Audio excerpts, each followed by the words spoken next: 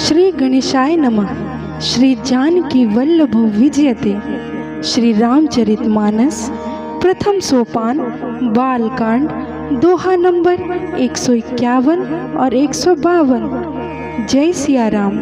सभी श्रद्धेय श्रोताओं को मैं रूपम हृदय से प्रणाम करती हूँ। श्रोताओं, रामचरितमानस ज्ञान की ऐसी गंगा है जिसमें जितनी बार डुबकी लगाओ उतनी बार पवित्रता बढ़ती जाती है। जितनी बार हम पढ़ते हैं उतनी ज्ञान की गहराई में जाते हैं। सभी को अपनी बुद्धिमत्ता के अनुसार अर्थ का आभास होता है।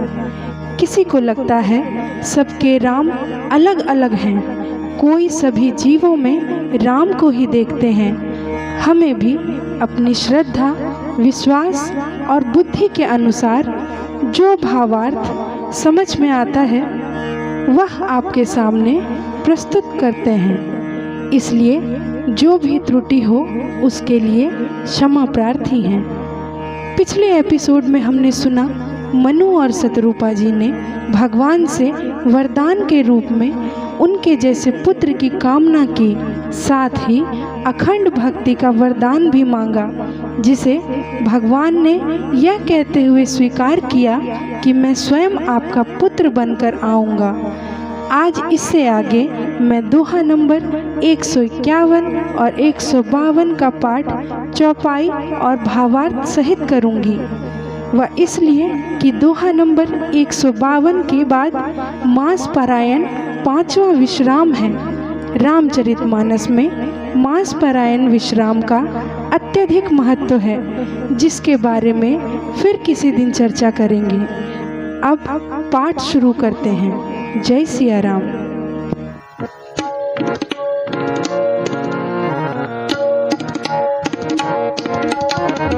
सुनि मृदु गूढ़ रुचिरे बन रचना, कृपा सिंधु बोले मृदु बचना।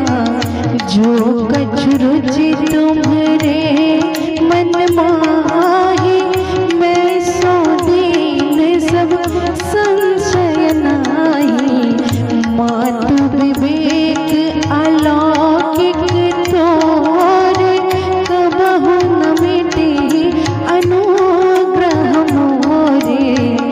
बंदे चरण मनु कहे उबहोरे, अवर एक बिनती प्रभु मोरे। सुत विषयक तब पद रति हो, मोहि बड़ मूढ़ कहे किनको।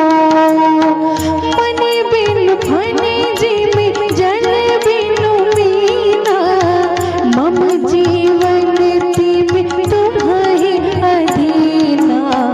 अस बर मागी चरण गहि रहे हो, एव मस्तु करुणा निधि कहे हो। अब तुम मम अनुशासन मानी, बसहु जाय सुरपति रजधानी। तहाँ कर भोग विशाल तात, गए कछु काल पुनि सिया रामा। होय हहु अवध भुआल तब, मैं होब तुम्हार सुत सिया रामा।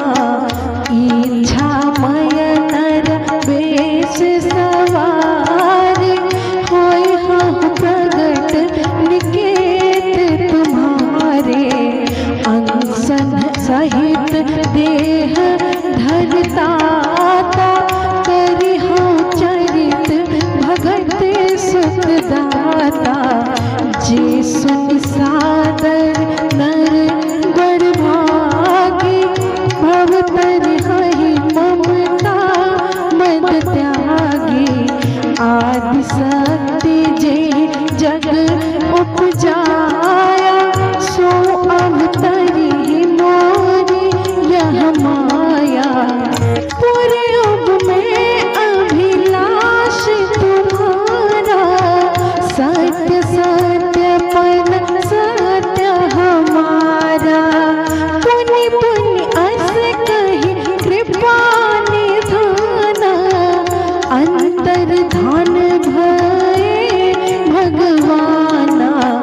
दंपति उरे धरि भगत कृपाला, तेहि आश्रम निवसे कछु काला। समय पाई तनु तजी अनयासा, जाए किन्ह अमरावति वासा। यह इतिहास पुनीत अति, उमहि कही वृष के तो सिया रामा। भरद्वाज सुनु अपर पुनि, राम जन्म कर हेतु सिया रामा। जय सिया राम। आज की चौपाइयों का भावार्थ कुछ इस प्रकार है। जब माता सतरूपा ने भगवान से कहा कि हमेशा आपके चरण कमल में हमारी भक्ति बनी रहे, साथ ही मुझे जिसके बारे में पता नहीं है वह ज्ञान भी प्रदान कीजिए। उनकी बातों को सुनकर भगवान प्रसन्न हुए। उन्होंने कहा, हे माता, आपका विवेक अलौकिक है। जो कुछ भी आपके मन में है मैंने सभी आपको दे दिया है। तत्पश्चात मनु जी ने कहा, हे प्रभु, आप जब पुत्र के रूप में आएंगे तो मेरे प्राण आपके अधीन रहें। जैसे मणि के बिना सर्प, जैसे जल के बिना मछली का जीवन नहीं बच सकता, वैसे ही आपके बिना मेरा जीवन भी ना रहे। भगवान ने एवमस्तु कह दिया और कहा, हे राजन, आप दोनों कुछ समय स्वर्ग में देवराज इंद्र के सानिध्य में रहें। बाद में आप अवध के राजा होंगे, फिर मैं आपके पुत्र के रूप में आऊँगा। अपने अंश के सहित नर तन धारण करूँगा। अपने भक्तों के लिए नर लीला करूँगा। आदि शक्ति जिन्होंने जगत का सृजन किया था वह भी अवतार लेंगे। आप दोनों की सभी अभिलाषा को पूर्ण करूँगा। इतना कहकर भगवान अंतर्ध्यान हो गए।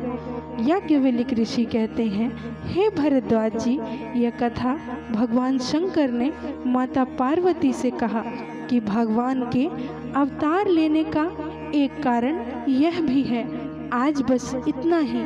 जय सिया राम।